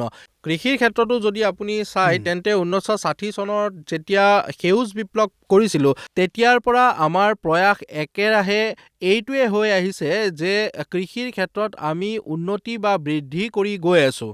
ডক্টৰ গৌতম, কৃষকৰ জীৱনত KVK অতি গুৰুত্বপূৰ্ণ কাৰক আৰু ক'বলৈ গ'লে কৃষকৰ পৰা বিকাশৰ যি ধাৰা বয় তাত KVK অতি গুৰুত্বপূৰ্ণ ভূমিকা পালন কৰে। প্ৰকৃত অৰ্থত আপুনি KVK কেনেকৈ সংজ্ঞায়িত কৰিব যিয়ে কৃষকৰ জীৱনত সঁচাকৈ পৰিৱৰ্তন অনাৰ কাৰণে অধিক প্ৰখৰ তথা শক্তিশালীভাৱে প্ৰচেষ্টা চলাব পাৰে? চাওক, যি কৃষি বিজ্ঞান কেন্দ্ৰ আছে আৰু ইয়াত আমি যি কৃষি চৌপালৰ চৰ্চাত বহি আছোঁ, এই দুয়োৰে মাজত অতি গভীৰ সম্পৰ্ক আছে। কৃষি বিজ্ঞান কেন্দ্ৰৰ উদ্দেশ্য হ'ল কৃষকৰ জ্ঞান কেনেকৈ বৃদ্ধি কৰিব পাৰি, তেওঁলোকৰ চিন্তাধাৰাত কেনেকৈ পৰিৱৰ্তন আনিব পাৰি আৰু তেওঁলোকৰ কৌশলৰ ক্ষেত্ৰত কেনেকৈ বিকাশ ঘটাব পাৰি। অৰ্থাৎ মনোভাৱ, জ্ঞান আৰু কৌশল, এই তিনিওটা দিশত আমি কৃষকসকলৰ কেনেকৈ পৰিৱৰ্তন আনিব পাৰোঁ। এই পৰিৱৰ্তন আনিবলৈ আমি বিভিন্ন পদ্ধতি অৱলম্বন কৰোঁ। যেনে আমি কৃষকসকলক প্ৰশিক্ষণ দিওঁ। প্ৰশিক্ষণৰ জৰিয়তে আমি তেওঁলোকৰ সমগ্ৰ জ্ঞানটো সলনি কৰোঁ যে এই যিবোৰ নতুন কথা এতিয়া বিজ্ঞানীসকলে ইয়াত আলোচনা কৰি আছে সেই সকলোবোৰ কথা আমি প্ৰশিক্ষণত তেওঁলোকক কওঁ। যেনে এইটো প্ৰজাতি, এইটো পদ্ধতি কেনেকৈ প্ৰযুক্তিত পৰিৱৰ্তন আনিব, কেনেকৈ শস্যত পৰিৱৰ্তন আনিব, কেনেকৈ প্ৰজাতিত পৰিৱৰ্তন আনিব, এই সকলোবোৰ জ্ঞান আমি তেওঁলোকক প্ৰশিক্ষণৰ জৰিয়তে প্ৰদান কৰোঁ। আমাৰ বিজ্ঞানীসকলে যি প্ৰযুক্তি বিকশিত কৰিছে সেই সকলোবোৰ কথা কৃষকৰ পথাৰত প্ৰদৰ্শন কৰা হয় আৰু মোৰ বিশ্বাস যে ইয়াত উপস্থিত থকা এনে এজনো কৃষক নাই যিয়ে KVK ভ্ৰমণ কৰা নাই বা KVKৰ লগত সম্পৰ্ক ৰখা নাই। গতিকে KVK অতি সুন্দৰভাৱে কৃষকসকলৰ জ্ঞান বৰ্ধন, কৌশল বৰ্ধন আৰু চিন্তা বৰ্ধনৰ কাম কৰি আছে যাতে তেওঁলোকৰ উপাৰ্জন দুগুণ হয়। বাৰু আপুনি একেৰাহে KVKৰ সৈতে জড়িত, বহুত কৃষক আপোনাৰ ওচৰলৈ আহে। এই আগৰ তুলনাত কৃষকসকলৰ মাজত আপুনি কিবা পৰিৱৰ্তন দেখা পাইছে নেকি? একেবাৰে দেখিছোঁ। ইয়াত যি কৃষক আছে আগতে আমি যিবোৰ প্ৰজাতিৰ কথা কৈছিলোঁ তেওঁলোকে মনে মনে লৈ গৈ লগাই দিছিল। কিন্তু আজি যদি আপুনি কোনোবা এটা প্ৰজাতিৰ কথা কয় তেতিয়া তেওঁলোকে ওলোটাই সোধে, ছাৰ কেতিয়া লগাম, কিমান দিনত সাজু হ'ব, কম পানী লাগিব নে নালাগে, আৰু ইয়াৰ বজাৰ আমি কেনেকুৱা পাম, ইয়াৰ প্ৰক্ৰিয়াকৰণ কেনেকুৱা হ'ব। অৰ্থাৎ আজিকালি আমাৰ কৃষকসকল ঘৰুৱা পৰ্যায়ৰ পৰা বাণিজ্যিক পৰ্যায়লৈ গৈ আছে। আমাৰ যি কৃষকসকল আছে তেওঁলোক এতিয়া কেৱল কৃষক হৈ থকা নাই, তেওঁলোক এতিয়া উদ্যোগী হৈ পৰিছে যাতে ব্যৱসায়িক আৰ্হি তেওঁলোকৰ হাতলৈ আহে আৰু তাৰ জৰিয়তে তেওঁলোকে কিবা এটা উপাৰ্জন কৰিব পাৰে। আৰু সেইবাবেই কৃষক উৎপাদক সংগঠন আৰু আত্মসহায়ক গোটৰ জৰিয়তে বহুতো কৃষকে নিজৰ উৎপাদন কাৰ্য চলাই আছে। আপুনি হোমৱৰ্ক বেছি কৰিবলগীয়া হৈছে বুজাবলৈ? এতিয়া বেছি কৰিব লগা হয়, পৰিশ্ৰম বেছি কৰিবলগীয়া হৈছে। একদম প্ৰযুক্তিৰ ক্ষেত্ৰত বৰ তৎপৰ হ'ব লগা হয় কাৰণ তেওঁলোকৰ ওচৰলৈ আলোচনী আহি আছে, তেওঁলোকৰ ওচৰলৈ তথ্য গৈ আছে আৰু তেওঁলোকৰ ওচৰত DD কিষাণ চেনেলো আছে যি তেওঁলোকক সদায় তৎপৰ কৰি ৰাখে। গতিকে এতিয়া তেওঁলোকৰ সৈতে যদি আপুনি কথা পাতে তেন্তে আপুনি তেওঁলোকৰ লগত বিজ্ঞানৰ কথা পাতিব লাগিব, জ্ঞানৰ কথা পাতিব লাগিব আৰু জলবায়ু পৰিৱৰ্তনৰ ফলত উৎপাদনৰ ওপৰত যি প্ৰভাৱ সেই কথা তেওঁলোকৰ লগত পাতিব লাগিব। অৰ্থাৎ আমাৰ কৃষকসকল এতিয়া আমাৰ বিজ্ঞানীসকলৰ সৈতে অংশগ্ৰহণকাৰী হিচাপে কাম কৰে। তেওঁলোক কেৱল আমাৰ হিতাধিকাৰী নহয়, তেওঁলোক উদ্ভাৱনৰ ক্ষেত্ৰত আমাৰ সৈতে সমানে কাম কৰি আছে। প্ৰবীণ ছাৰ, এই চৌপালৰ এটা দীৰ্ঘদিনীয়া সংযোগ আমি আপোনাৰ পৰা আশা কৰিছোঁ আৰু যিটো চৌপালৰ আজি প্ৰথমটো খণ্ড এইটো কলৈ যাব ছাৰ? আজি যদি কিবা অলপ প্ৰকাশ কৰোঁ। ইংৰাজীত এটা কথা আছে নহয়, 1000 মাইলৰ যাত্ৰা এটা খোজৰ পৰাই আৰম্ভ হয়। গতিকে এইটোৱে প্ৰথম খোজ। মই বিশ্বাস কৰোঁ যিদৰে ডাক্তৰ ডাঙৰীয়াই ক'লে যে প্ৰযুক্তি যিটো আছে আজি ধাৰাবাহিকভাৱে প্ৰযুক্তিৰ ক্ষেত্ৰতো আপুনি দেখিব যে উন্নতি হৈ গৈ আছে। কালিৰ প্ৰযুক্তিটো আজি নাইকিয়া হৈছে, নতুন নতুন প্ৰযুক্তি আহি আছে। আজি আমি DPIৰ কথা কওঁ, ডিজিটেল পাব্লিক ইনফ্ৰাষ্ট্ৰাকচাৰ। কৃষিৰ ক্ষেত্ৰতো ডিজিটেল পাব্লিক ইনফ্ৰাষ্ট্ৰাকচাৰৰ কথা চৰ্চা হৈছে। অলপতে মাননীয় প্ৰধানমন্ত্ৰী ডাঙৰীয়াৰ নেতৃত্বত কেবিনেটে ডিজিটেল এগ্ৰিকালচাৰ মিছনৰ অনুমোদন দিছে। ইয়াৰ দ্বাৰা কৃষকৰ জীৱনত বহুত পৰিৱৰ্তন আহিবলৈ গৈ আছে। অৰ্থাৎ আপুনি চৰকাৰী আঁচনিবোৰৰ পৰা লাভ পাবলৈ তেওঁলোকে যেনে PM কিষাণ আছে, DBT ডাইৰেক্ট বেনিফিট ট্ৰেন্সফাৰ, তাত আমি eKYC আনিছোঁ। eKYC এটা প্ৰযুক্তিভিত্তিক ব্যৱস্থা আৰু আমাৰ কৃষক ভাতৃসকলে eKYC গ্ৰহণ কৰিছে। তেওঁলোকে ক'ৰবাত CSC চেণ্টাৰলৈ যোৱাৰ প্ৰয়োজন নাই, নিজৰ স্মাৰ্টফোনৰ জৰিয়তে তেওঁলোকে নিজৰ পৰিচয় আদি যিটো আধাৰ ইনেবল্ড। গতিকে এনেদৰে প্ৰযুক্তি আৰু যিদৰে ডক্তৰ ডাঙৰীয়াই ক'লে এতিয়া তেওঁলোকৰ যথেষ্ট সচেতন আৰু তেওঁলোকৰ এই সচেতনতা আৰু অধিক বৃদ্ধিত কৃষি চৌপাল নিশ্চয় সহায়ক প্ৰমাণিত হ'ব আৰু কৃষক ভাতৃসকলে নিজে ক'ব যে পৰৱৰ্তী চৌপাল কেতিয়া আহিব, অৰ্থাৎ তেওঁলোকৰ এটা আগ্ৰহ উপজিব। আৰু ইয়াৰ মূল উদ্দেশ্য হ'ল প্ৰযুক্তি বিজ্ঞানীৰ পৰা কৃষকলৈ কেনেকৈ লৈ যোৱা যায় আৰু কৃষকে কেনেকৈ সেই প্ৰযুক্তি গ্ৰহণ কৰিব। ছাৰ, আৰম্ভণিতে মই মোৰ দৰ্শকসকলক এটা প্ৰতিশ্ৰুতি দিছিলোঁ যে কৃষি চৌপাল ব্ৰহ্মপুত্ৰৰ ঘাটৰ পৰা হিমালয়ৰ বিস্তাৰলৈকে আৰু মন্ত্ৰালয়ৰ আঁচলৰ পৰা বিন্ধ্যাচলৰ চোতাললৈকে এই যাত্ৰা চলি থাকিবনে ছাৰ? নিশ্চয় যাব, নিশ্চয়। ইয়াৰ প্ৰতিশ্ৰুতি এই যাত্ৰা আমাৰ কৃষক ভাতৃসকলৰ সমৰ্থনৰ সৈতে সম্ভৱ হ'ব। ঠিক আছে, গতিকে এই প্ৰতিশ্ৰুতিবোৰ বৰ ভাল লাগিছে। কিন্তু যোৱাৰ আগতে ছাৰ আৰু এটা প্ৰশ্ন, মহিলা কৃষকৰ ভূমিকা কিমান বৃদ্ধি পোৱা যেন লাগিছে ছাৰ? অলপতে আমি মহিলা কৃষক দিৱস পালন কৰিলোঁ, তাতো আপুনি এই পৰিৱৰ্তন অনুভৱ কৰিছে নেকি? মহিলাসকলে ঘৰৰ চোতাল পাৰ হৈ KVKলৈ আহিছেনে স্বামীৰ সহায় নোলোৱাকৈ? এইটো হৈছেনে ছাৰ? চাওক, যেতিয়া আগতে আমি KVK কাৰ্যসূচী আৰম্ভ কৰিছিলোঁ তেতিয়া মহিলাসকলৰ সৈতে তেওঁলোকৰ পুৰুষসকলো আহিছিল প্ৰশিক্ষণ কাৰ্যসূচীত। আজিৰ দিনত মহিলাসকল নিজে আহিছে আৰু হোষ্টেলত থাকি দুদিনীয়া কাৰ্যসূচী শেষ কৰি গৈছে আৰু প্ৰায় 40% প্ৰশিক্ষণ এতিয়া মহিলাসকলে গ্ৰহণ কৰিছে। আৰু আপুনি দেখিব যে আমাৰ মহিলা উদ্যোগীসকল দিনে দিনে বাঢ়ি গৈ আছে, যিসকল আত্মসহায়ক গোটৰ সদস্য। আৰু অলপতে আমি 5200 গৰাকী মহিলাৰ এটা বহুত ডাঙৰ গোট তৈয়াৰ কৰিছোঁ যিসকলে প্ৰক্ৰিয়াকৰণৰ কাম কৰি আছে। যি 3000 ড্ৰোন দিদি বৰ্তমান আমাৰ ওচৰত পঞ্জীয়নভুক্ত হৈছে, যাৰ তালিকাও আমাৰ ওচৰলৈ আহিছে। তেওঁলোকক পোনপটীয়াকৈ KVKৰ সৈতে সংযোগ কৰা হৈছে যাতে তেওঁলোকৰ ব্যৱসায়টো সুকলমে চলে। KVKৰ লোকসকলে মাটি চিনাক্ত কৰিব আৰু সেই মহিলাসকলে তালৈ গৈ ড্ৰোন ব্যৱহাৰ কৰিব।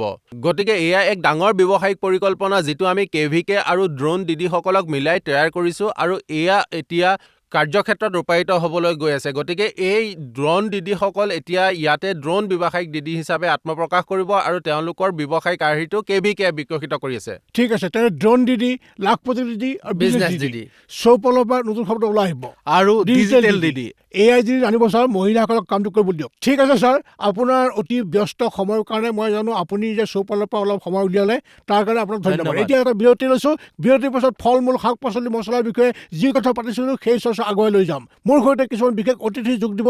এই গ'লো, এই আহিলোঁ, মোৰ লগত থাকিব।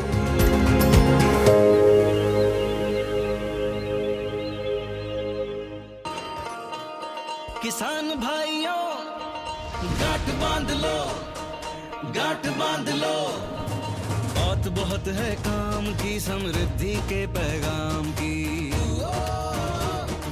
मिट्टी के मिजाज को समझो, मिट्टी के हर राज को समझो, मिट्टी की तुम जांच कराओ, मुफ्त सॉइल हेल्थ कार्ड ले जाओ।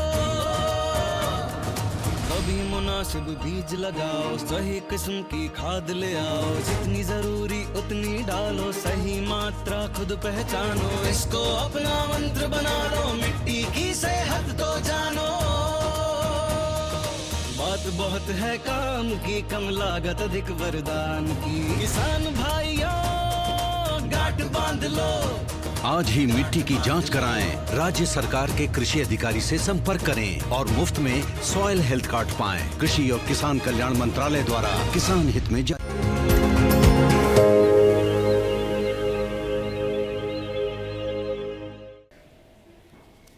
এতিয়া কথা পাতোঁ সেই সোৱাদৰ যিটো ফল মূলৰ পৰা আহে, শাক পাচলিৰ পৰা আহে, মছলাৰ পৰা আহে। মই প্ৰতিশ্ৰুতি দিছোঁ যে এইবোৰৰ ওপৰত কথা পাতিম, গতিকে মোৰ লগত আছে বিশেষজ্ঞৰ সৈতে মই চিনাকি কৰাই দিম। মোৰ লগত আছে মঞ্জু বাইদেউ, আপোনাক আদৰণি জনাইছোঁ। সত্যবান ডাঙৰীয়া মোৰ লগত আছে, মই কথা পাতিম আপোনাৰ লগত। গতিকে জয়প্ৰকাশ ডাঙৰীয়া, মই আপোনাৰ ওচৰলৈ আহিম। জয়প্ৰকাশ ডাঙৰীয়া, ফল মূলৰ কথা যেতিয়া আমি কওঁ সেইটো আমৰ কথা হয়। আচলতে আম সকলোৱে ভাল পায়, ঠিক আছে। তেন্তে আমৰ এনেকুৱা কি নতুন প্ৰজাতি আছে যিবোৰ এতিয়া আহি আছে আৰু যিবোৰৰ বিষয়ে বুজি থোৱাটো খেতিয়কসকলৰ কাৰণে অতি প্ৰয়োজনীয়? আপুনি যদি আগতে চাই তেন্তে মানুহে বেছিভাগে লেংৰা, দশেৰী, চৌচাৰ কথা পাতিছিল। তাৰপিছত আম্ৰপালি আৰু মল্লিকা আহিল, যিবোৰ বিভিন্ন অঞ্চলত যথেষ্ট জনপ্ৰিয় হ'ল। এতিয়া যিবোৰ নতুন প্ৰজাতি আহিছে তাৰ ভিতৰত কিছুমান নতুন প্ৰজাতি মাননীয় প্ৰধানমন্ত্ৰীৰ দ্বাৰা অনুমোদিত আৰু মুকলি কৰা হৈছে। যেনে আমাৰ প্ৰথমতে পুছা অৰুণিমা আছে, যিটো অতি জনপ্ৰিয়। যিবোৰ নতুন প্ৰজাতি এতিয়া মুকলি কৰা হৈছে তাৰ ভিতৰত অৰুণিকা, অম্বিকা আছে আৰু আমাৰ IIHR বেংগলোৰৰ প্ৰতিষ্ঠানত তেওঁলোকৰ প্ৰজাতি আৰ্কা উদয় আছে। ইয়াৰ বিশেষত্ব হ'ল আপুনি 10x10 মিটাৰ দূৰত্বত লগাব নালাগে, এইবোৰ আপুনি 5x5 মিটাৰ দূৰত্বত সঘন উদ্যান শস্য হিচাপে লগাব পাৰিব আৰু আপুনি 10ৰ পৰা 15 দিনলৈকে এইবোৰ সংৰক্ষণ কৰি ৰাখিব পাৰে আৰু এইবোৰ আপোনাৰ ঘৰুৱা বজাৰত অতি আৰামত চলিব। ইয়াৰ ফলত কৃষকসকল লাভান্বিত হ'ব পাৰে।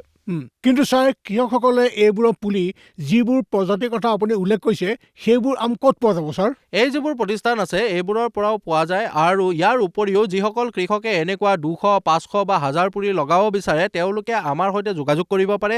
আমাৰ যিটো প্ৰতিষ্ঠান আছে লক্ষ্মণপুৰ বা লক্ষ্ণৌত আছে, তাতো কৰিব পাৰে, লগতে বেংগালুৰুতো কৰিব পাৰে। ডক্টৰ পাণ্ডে, এতিয়া ফল মূলৰ পৰা শাক পাচলিৰ ফালে ঘূৰি আহোঁ। ছাৰ, আলু বিলাহী আটাইতকৈ মৰমৰ। কাঁহীখনত সদায় আলু বিলাহী থাকেই, আৰু বিলাহীৰ এটা নতুন প্ৰজাতিও আছে, পুছা শক্তি। যদি মই সঠিক হওঁ তেন্তে মোক সঠিক বুলি কওক, নহ'লে মোক শুধৰাই দিয়ক। ছাৰ, এয়া আগৰ প্ৰজাতিবোৰতকৈ কেনেকৈ পৃথক? যিটো প্ৰশ্ন বিশেষকৈ আপুনি আজি আলু বিলাহী উত্তৰ হিচাপে ক'ব বিচাৰিব। আলুৰ ক্ষেত্ৰত এইবাৰ আমি প্ৰধানমন্ত্ৰী ডাঙৰীয়াৰ হাতৰ জৰিয়তে যি 3টা প্ৰজাতি দেশবাসীৰ বাবে উচৰ্গা কৰিছোঁ, তাৰে 3টা প্ৰজাতি যদি আপুনি চাই তেন্তে দেখিব যে সেইবোৰ বেলেগ বেলেগ ধৰণৰ। তাৰে প্ৰথম প্ৰজাতিটো হৈছে কুফৰি চিপছনা 5, যিটো কেৱল প্ৰক্ৰিয়াকৰণৰ বাবে চিপছ বনাবলৈ আটাইতকৈ উপযুক্ত প্ৰজাতি আৰু ইয়াত ড্ৰাই মেটাৰ বহুত বেছি থাকে, চেনিৰ পৰিমাণ বহুত কম হয়।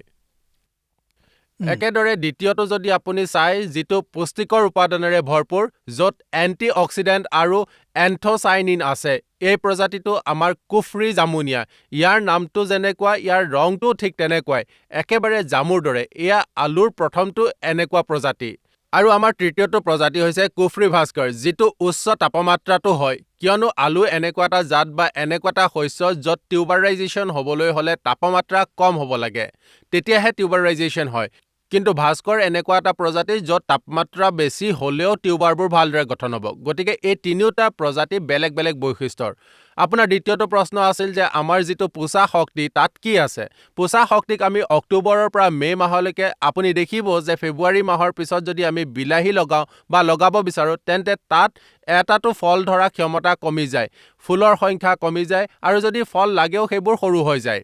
পুছা শক্তি প্ৰজাতিটো এনেকুৱা এটা প্ৰজাতি, যিমানেই তাপমাত্ৰা নাবাঢ়ক কিয় সেই সময়তো ইয়াত ফল ধৰে আৰু লগে লগে ফলৰ আকাৰো অতি সুন্দৰকৈ বৰ্তি থাকে, সেইবাবে এয়া বহুত গুৰুত্বপূৰ্ণ। দ্বিতীয়তে, বিলাহীৰ আন এটা প্ৰজাতি উলিওৱা হৈছে যিয়ে 4বিধ ৰোগৰ বিৰুদ্ধে যুঁজ দিয়াৰ ক্ষমতা ৰাখে। পুছা বিলাহী শংকৰ 6, ইয়াত অতি কমেও যদি চাই তেন্তে ৰাসায়নিক ঔষধৰ প্ৰয়োগ কৰিব লগা হয়, অতি কম পৰিমাণে কীটনাশক ব্যৱহাৰ কৰিব লগা হয়। গতিকে আমাৰ এই যিটো শংকৰ প্ৰজাতি পুছা বিলাহী শংকৰ 6, ইয়াৰ উৎপাদন ক্ষমতাও প্ৰায় 600 কুইণ্টল প্ৰতি হেক্টৰ আৰু কমতকৈ কম ঔষধ ব্যৱহাৰ কৰি কৃষক ভাতৃসকলে ইয়াৰ পৰা অধিক উৎপাদন লাভ কৰিব পাৰে, যাৰ ফলত খাদ্যৰ গুণগত মানো যথেষ্ট উন্নত হয়। বাৰু সত্যবান ডাঙৰীয়া, এইবাৰ আপোনাৰ পাল। উৎপাদন এজন কৃষকৰ প্ৰথম অগ্ৰাধিকাৰ। আপুনি মাছাল্লাহ সকলো কামবোৰ ধুনীয়াকৈ কৰি আছে। এই বীজবোৰৰ জৰিয়তে উৎপাদনশীলতা কিমান বৃদ্ধি পৰ্যন্ত দেখিছে? কাৰ্যক্ষেত্ৰৰ বাস্তৱতা আপুনি ভালদৰে বুজি পায়। যিবোৰ কথা কোৱা হৈছে, যিবোৰ বুজোৱা হৈছে, সেইবোৰ যেতিয়া আপুনি মাটিত প্ৰয়োগ কৰে তেতিয়া এই সকলোবোৰ কাৰ্য সাৰ্থক হয়নে ছাৰ? চাওক, বীজ যিটো আছে আমি ধৰিত্ৰীক মা বুলি কওঁ, কিন্তু আমাৰ পূৰ্বপুৰুষসকল পৰম বিজ্ঞানী আছিল। আমাৰ ককা দেউতা আজু ককাসকলেও এইটোৱে কৈছিল যে ভাই, ধৰিত্ৰীটো মা হয় কিন্তু বীজ হ'ল পিতৃ, আৰু মাক দেউতাক দুয়ো সুস্থ হ'লেহে এটা সুস্থ সন্ততি বৰ্তাই ৰাখিব পৰা যায়। সেইবাবে আমি বীজৰ ওপৰত অতি বেছি এতিয়া আমি যেনেকৈ নতুন প্ৰজাতিবোৰ আহিছে তেনেকৈ কাম কৰিছোঁ। মোৰ মোদী ছাৰৰ সৈতে কথা হৈছিল, তেওঁ নিজেই কৈছিল, ভাই প্ৰথমে অলপ মাটিত এইবোৰ লগাই চোৱা, যেতিয়া এইবোৰ জলবায়ুৰ সৈতে যুঁজিব পৰা ক্ষমতা যিটো এতিয়া কোৱা হ'ল সেইটো দেখাব, ইয়াৰ গুণগত মান থাকিব, খোৱাত সোৱাদ হ'ব, বজাৰত এইবোৰ বিক্ৰী হ'ব নে নহ'ব। যেতিয়া এই সকলোবোৰত এইবোৰ সঠিক প্ৰমাণিত হ'ব তেতিয়া তুমি খেতিৰ পৰিসৰ বঢ়াবা। নহ'লে এনে নহওক যে কাইলৈ তুমি মোক ক'বলৈ ধৰা যে আপুনিহে উদ্বোধন কৰিছিল আৰু এয়াচোন মন্দিৰত বিক্ৰীয়েই নহ'ল বা অন্য কিবা। গতিকে এই সকলোবোৰ কথাত গুৰুত্ব আছে। কাৰণ এতিয়া মই কওঁ যে শিৱসানা এক লগাওক, বীজৰ পৰা আৰম্ভ কৰি শেষলৈকে মোৰ নিজৰ বজাৰ আছে। বীজবোৰ যেন পিঁয়াজৰ হওক, আলুৰ, মোৰ নিজৰ, আৰু মোৰ নাৰ্চাৰীও নিজৰ, বজাৰো মোৰ। মই পোনে পোনে গ্ৰাহক আৰু কৃষক দুয়োকে মুখামুখি কৰোঁ। মই সদায় কওঁ ঘনশ্যামজী যে কৃষকে কেৱল কোৰ মাৰিলে ৰক্ষা নাপাব, হাতত তোলা চনি ল'ব লাগিব। তোলা চনি ধৰা মানুহে 2 ঘণ্টাত টকা দুগুণ কৰে। এজন কৃষকক 6 মাহ সময় লাগে, লগতে বতৰৰ প্ৰকাপো সহ্য কৰিবলগীয়া হয়। মঞ্জু বাইদেউ সোনকালে সোধক আপোনাৰ প্ৰশ্ন 10 ছেকেণ্ডৰ ভিতৰত। যেনেকৈ ছাৰে জামুনি আৰু ভাস্কৰৰ খেতিৰ কথা কৈছিল, তাৰমানে আমি এই মাটিত এই খেতি কৰিব পাৰোঁ নেকি ছাৰ? হয়, আপুনি এই খেতি আলতীয়া মাটিত কৰিব পাৰে আৰু বৰ্তমান এইটোৱে উপযুক্ত সময়। অক্টোবৰৰ পৰা নৱেম্বৰ মাহলৈকে আমি এইবোৰ লগাওঁ, গতিকে আপুনি আলতীয়া মাটিতে ইয়াৰ খেতি কৰিব পাৰে। ঠিক আছে, ছুটি প্ৰশ্ন ছুটি উত্তৰ। আৰু মোৰ সৈতে দৰ্শকৰ মাজত মোৰ বিশেষ অতিথি আছে, গতিকে ব'লক এবাৰ দৰ্শকৰ ফালে যাওঁ। কিন্তু ইয়াৰ পৰা তালৈ যেতিয়া যাম তেতিয়া হাত চাপৰি বজোৱা হ'ব লাগিব। ঠিক আছে, ধন্যবাদ। এই হাত চাপৰিৰ কাৰণে আপোনাক ধন্যবাদ। মোৰ সৈতে যোগ দিছে কে ত্যাগী ডাঙৰীয়াই। মই এটা প্ৰশ্ন সুধিব বিচাৰোঁ। সুধক ছাৰ, সুধক। যে পোনপটীয়াকৈ বীজ সিঁচিলে আৰু পুলি ৰোপণ কৰিলে ফল ধৰা সময়ত কিবা পাৰ্থক্য থাকে নেকি অমিতাৰ ক্ষেত্ৰত? ছাৰ, হয়, অলপ পাৰ্থক্য থাকে। আপুনি পুলি ৰোপণ কৰাটোৱে বেছি ভাল। কেতিয়াবা ঘৰৰ আশে পাশে এনেকুৱা দেখা যায় যে তাত ফল বেছি ধৰে, কিন্তু যেতিয়া আপুনি বাণিজ্যিকভাৱে কৰিবলৈ যায় তেতিয়া কিন্তু আপোনাৰ ছাৰ। বাবে পুলি ঠিক ৰোপণ আছে। কৰাটোৱে শ্ৰেয়। চঞ্চলৰ ফল মূল আৰু শাক পাচলিক লৈ আপোনাৰ মনলৈ কিবা ভাৱ আহিছে নেকি? এনেকুৱা প্ৰজাতি লাগে যাতে সপ্তম আৰু অষ্টম মাহত বিলাহী ফল পোৱা যায়। আমাৰ যিটো এই পোচা বিলাহী শংকৰ 6 প্ৰজাতি আছে, এয়া খাৰিফ ঋতুৰ বাবে আটাইতকৈ উন্নত প্ৰজাতি। গতিকে আপুনি জুলাই মাহৰ পৰা ইয়াক লগাবলৈ আৰম্ভ কৰিব পাৰে। আৰু যিহেতু বাৰিষাৰ দিনত যিবোৰ ৰোগ আহে, এই সকলোবোৰ ৰোগৰ বিৰুদ্ধে যুঁজিব পৰা ক্ষমতা এই প্ৰজাতিটোত আছে।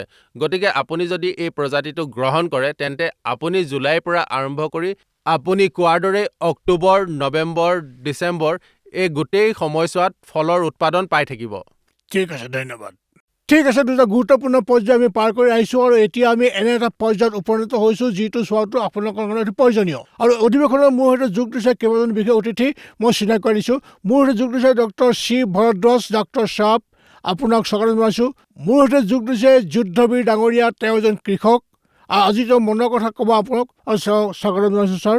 মোৰ সৈতে যোগ দিছে ডক্টৰ কে বিনোদ ডাঙৰীয়া, আপোনাক স্বাগতম। আৰু মোৰ সৈতে ডক্টৰ SP সিং যোগ দিছে, ছাৰ স্বাগতম। ডক্টৰ চি ভৰদ্বাজ এই চৰ্চাৰ অংশীদাৰ হৈ আছে। তেন্তে ব'লক এই চৰ্চা আৰম্ভ কৰোঁ। আটাইতকৈ আগতে ডক্টৰ বিনোদ, মই আপোনাক চলাইছোঁ। ছাৰ, যদি অন্নৰ কথা পাতোঁ, ধানৰ কথা পাতোঁ, অৰ্থাৎ আপুনি যদি চাউলৰ কথা পাতে, তেন্তে আপোনাৰ কি ধাৰণা হয়? এই যিবোৰ নতুন বীজ অনা হৈছে সেইবোৰক লৈ কিমান আশা কৰিব পাৰোঁ? আমাৰ ইয়াত 9টা প্ৰজাতি মুকলি কৰা হৈছে। TSR থকা 2টা আছে, ছাবমাৰ্চেন্স টলাৰেন্স থকা এটা আছে। গতিকে সৰ্বমুঠ 9টা প্ৰজাতি মুকলি কৰা হৈছে চাউলৰ। ইয়াৰ ভিতৰত কৰ্ণাটকৰ বাবে 4টা প্ৰজাতি আছে, উৰিষ্যাৰ বাবে 3টা, পশ্চিমবংগৰ বাবে 3টা, মহাৰাষ্ট্ৰৰ বাবে 2টা, গুজৰাটৰ বাবে 1টা, অসমৰ বাবে 1টা, বিহাৰৰ বাবে 2টা, UPৰ 1টা, হাৰিয়ানাৰ 1টা, তামিলনাডুৰ 2টা, কৰ্ণাটকৰ 4টা, ঝাৰখণ্ডৰ 2টা, তেলেংগানাৰ 4টা, অন্ধ্ৰপ্ৰদেশৰ 1টা আৰু পুডুচেৰীৰ বাবে 1টা। ছাৰ, এই প্ৰজাতিবোৰতো মুকলি কৰা হ'ল, কিন্তু ইয়াৰ কাৰণে প্ৰস্তুতি কেনেকুৱা হ'ব? প্ৰস্তুতি কেনেকৈ কৰিব লাগিব? প্ৰস্তুতি অতি প্ৰয়োজনীয় ছাৰ। সেইটোৰ সম্পৰ্কে এইমাত্ৰ 8 অক্টোবৰত এক জাননী আহিছে। এতিয়া সকলো প্ৰজননবিধ সাজু হৈ আছে, মানে বীজ উৎপাদনৰ বাবে। বীজ উৎপাদনৰ কাম এতিয়া চলি আছে।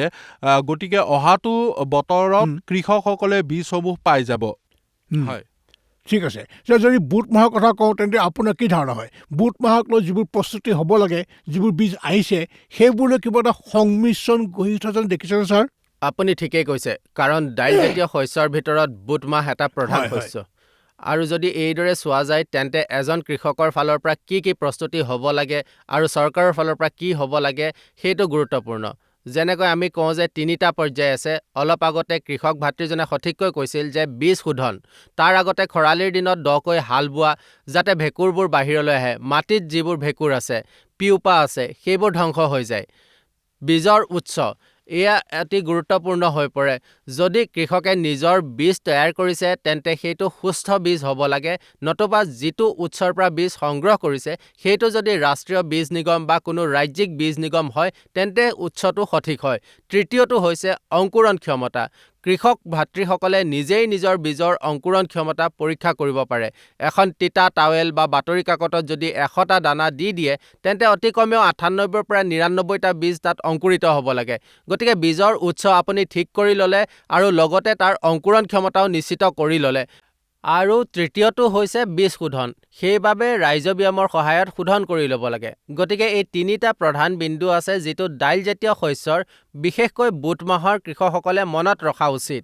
লগতে আমি যদি প্ৰজাতিসমূহ চাওঁ তেন্তে এই যিবোৰ 109টা প্ৰজাতি মুকলি কৰা হৈছে তাৰ ভিতৰত এটা হৈছে পণ্ট চানা 10, যিটো পূব অঞ্চল অৰ্থাৎ উত্তৰ প্ৰদেশ, পূব উত্তৰ প্ৰদেশ, ঝাৰখণ্ড, বিহাৰ, বংগ, পশ্চিমবংগ সমভূমি অঞ্চল বাবে। ইয়াৰ লগতে নন্দিয়াল চানা 1267 মুকলি কৰা হৈছে, যিটো মেচিনৰ সহায়ত চপোৱা সম্ভৱ আৰু এয়া দক্ষিণ ভাৰতৰ বাবে। ডক্টৰ সিং, এতিয়া আৰু কিমান গতি দিয়াৰ প্ৰয়োজন আছে যাতে কথাখিনি কৃষকৰ ওচৰ পায়গৈ, তেওঁলোকৰ পথাৰ পায়গৈ, যিটো স্বয়ং প্ৰধানমন্ত্ৰীয়ে বিচাৰে? সেই উন্নয়নৰ কথাটো তেওঁলোকে সঠিককৈ বুজি উঠিছেনে? যদি আমি বজাৰৰ কথা কওঁ তেন্তে পুছা 1801 এটা সংকৰ প্ৰজাতি, যিটো এইমাত্ৰ বিকশিত কৰা হৈছে আৰু এই প্ৰজাতিটোৰ গড় উৎপাদন হৈছে হেক্টৰে প্ৰতি 33ৰ পৰা 34 কুইণ্টল। আৰু এয়া এটা বায়'ফৰ্টিফাইড প্ৰজাতি। ইয়াত যদি আমি আইৰণৰ পৰিমাণ চাওঁ তেন্তে প্ৰায় 70 ppm আছে আৰু জিংকৰ পৰিমাণ যদি আমি চাওঁ তেন্তে 57 ppm আছে। আৰু বাজৰাত যেনেকৈ 5বিধ ৰোগ হয়, এটা ডাউনি মিলডিউ, এটা ব্লাষ্ট, ৰাষ্ট, স্মাৰ্ট আৰু আৰ্গাট। এই প্ৰজাতিটোত এই 5টা ৰোগ প্ৰতিৰোধী। একেদৰে আন এটা প্ৰজাতি জোৱাৰত উলিওৱা হৈছে CSH49, সেয়াও এটা শংকৰ প্ৰজাতি। আৰু মই ইয়াত কৃষক ভাতৃসকলক জনাব বিচাৰিম যে 2টা ধৰণৰ প্ৰজাতি থাকে, এটা শংকৰ প্ৰজাতি, আনটো সংকুল প্ৰজাতি। আৰু শংকৰ প্ৰজাতিৰ উৎপাদন সংকুল প্ৰজাতিৰ তুলনাত 15 পৰা 20% অধিক হয়। সেইবাবে উৎপাদনশীলতাৰ ক্ষেত্ৰত আমি এই পুছা 1801 অথবা জোৱাৰৰ শংকৰ প্ৰজাতি CSH49 অতি গুৰুত্বপূৰ্ণ ভূমিকা পালন কৰিবলৈ গৈ আছে। একেদৰে ৰাগীৰ প্ৰজাতি আছে। ইয়াৰ আটাইতকৈ মুখ্য বৈশিষ্ট্য এইটোৱে, এয়া আলমোৰাৰ পৰা বিকশিত কৰা হৈছে আৰু ইয়াৰ বিশেষত্ব হ'ল যে যদি আপুনি 100 গ্ৰাম ৰাগী খাইছে তেন্তে প্ৰায় 392 মিলিগ্ৰাম কেলছিয়াম আপুনি পাই যাব। অৰ্থাৎ প্ৰতিদিনে আমাক প্ৰায় 800 মিলিগ্ৰামৰ প্ৰয়োজন হয়। গতিকে আপোনাৰ প্ৰতিদিনৰ 50% কেৱল 100 গ্ৰাম এই প্ৰজাতিৰ ৰাগী খালেই পূৰণ হৈ যাব। ঠিক আছে, আমাৰ দৰ্শকসকলক জনাব বিচাৰিম যে আমি সূৰ্যৰ পোহৰত এই কাৰ্যসূচী আৰম্ভ কৰিছিলোঁ আৰু এতিয়া জুনৰ শীতলতাত এই কাৰ্যসূচীৰ সমাপ্তিৰ দিশে আগবাঢ়িছে। শ শ তৰা জোনাকী পৰুৱাৰ দৰে আকাশত জিলিকিব ধৰিছে, কিন্তু মোৰ সৈতে বহি থকা কৃষক ভাতৃসকলৰ সাহস অলপো কমি যোৱা নাই, অলপো ম্লান পৰা নাই, যুঁজ হাই আছে। হাত চাপৰিৰ এই শব্দৰ মাজতে যুদ্ধবীৰ ডাঙৰীয়া, মই আপোনাৰ ওচৰলৈ আহিব বিচাৰিছোঁ। আমাৰ বিজ্ঞানীসকলে আমাক যি চিন্তা বা ধাৰণা দিয়ে, আমাৰ কৃষকসকলে পথাৰত তাতোকৈ অধিক উৎপাদন কৰি দেখুৱায়। প্ৰধানমন্ত্ৰী ডাঙৰীয়াই কয় যে আয় দুগুণ কৰক বা উৎপাদন দুগুণ কৰক। আমাৰ এই যিবোৰ প্ৰজাতি মুকলি হৈছে সেই সকলোৰে উৎপাদন দুগুণ। আগৰ যিবোৰ প্ৰজাতি আছিল সেইবোৰতকৈ এইবোৰৰ উৎপাদন কমেও 1.5 গুণ বেছি। আজি আমাৰ বুট মাহৰ যি প্ৰজাতি আছে, মচুৰ দাইলৰ যি প্ৰজাতি আছে, মাটিমাহৰ যি প্ৰজাতি আছে বা গেহুৰ যি প্ৰজাতি আছে, এই সকলোৰে উৎপাদন দুগুণ বৃদ্ধি পাইছে। গতিকে আপোনালোকৰ সম্পূৰ্ণ সহযোগিতা কৃষকসকলৰ লগতে প্ৰধানমন্ত্ৰী আৰু সকলো গৱেষণা প্ৰতিষ্ঠান তথা কেন্দ্ৰৰ আমাৰ সৈতে সহযোগ আছে। কৃষক ভাতৃসকল মোৰ সৈতে আছে, তেওঁলোকৰ সৈতে কথা পাতিবলৈ চেষ্টা কৰিছোঁ, বুজিবলৈ চেষ্টা কৰিছোঁ আচলতে তেওঁলোকে কেনেধৰণৰ প্ৰচেষ্টা দেখা পাইছে। মোৰ সৈতে যোগ দিছে শিৱ কুমাৰ ডাঙৰীয়া, কেনেকুৱা অনুভৱ হৈছে? ছাৰ, বহুত ভাল লাগিছে। আৰু আজি আমাক ইয়াত ICAR পোছাত কৃষকসকলক একত্ৰিত হোৱাৰ এটা সুযোগ মিলিল, বিজ্ঞানীসকলৰ সৈতে মুখামুখি হোৱাৰ সুযোগ মিলিল আৰু দিল্লী দূৰদৰ্শনৰ সৈতেও মুখামুখি হোৱাৰ সুযোগ মিলিল। এয়া আমাৰ বাবে অতি গৌৰৱৰ কথা। ইয়াৰ বাবে মই আপোনালোক সকলোকে ধন্যবাদ জনাইছোঁ।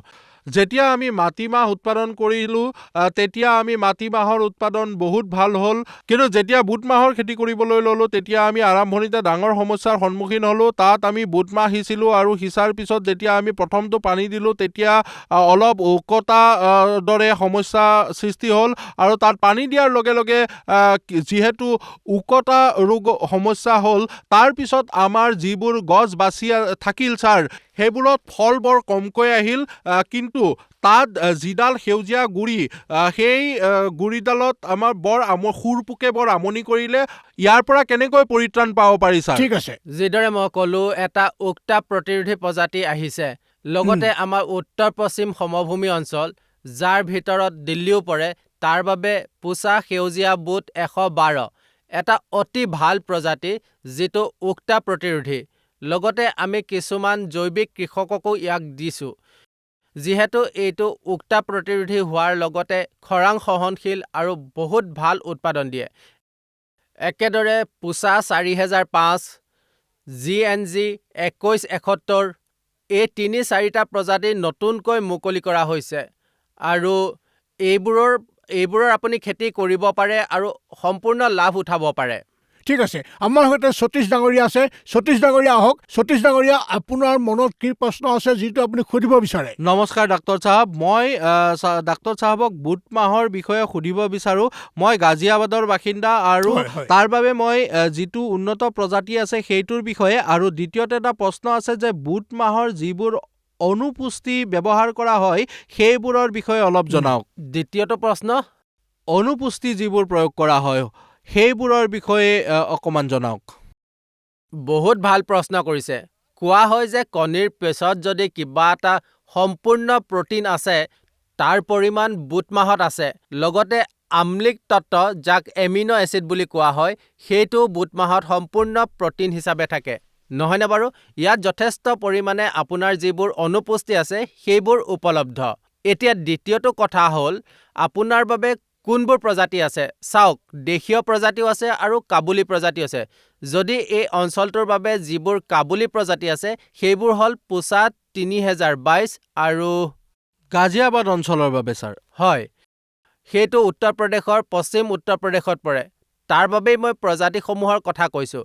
পোচা 3022 আৰু পোচা 3057 এইকেইটা কাবুলী প্ৰজাতি। কাবুলী প্ৰজাতিবোৰত দেশীয় প্ৰজাতিতকৈ প্ৰতি কুইণ্টলত 1000 টকা বেছি পোৱা যায়। কিন্তু এইটো কথা নিশ্চিতভাৱে মনত ৰাখিব যে দেশীয় জাতৰ তুলনাত যেতিয়া আপুনি কাবুলী প্ৰজাতি লয়, সেইটো এটা দুষ্ট সন্তানৰ দৰে। গতিকে তালৈ সম্পূৰ্ণ ধ্যান দিব লাগে। পানীৰ নাটনি হ'ব নালাগে, বীজ শোধন কৰা হ'ব লাগে। প্ৰথম 30ৰ পৰা 35 দিনলৈ পথাৰত যাতে বন অপতীৰ্ণ নহয়নে বাৰু?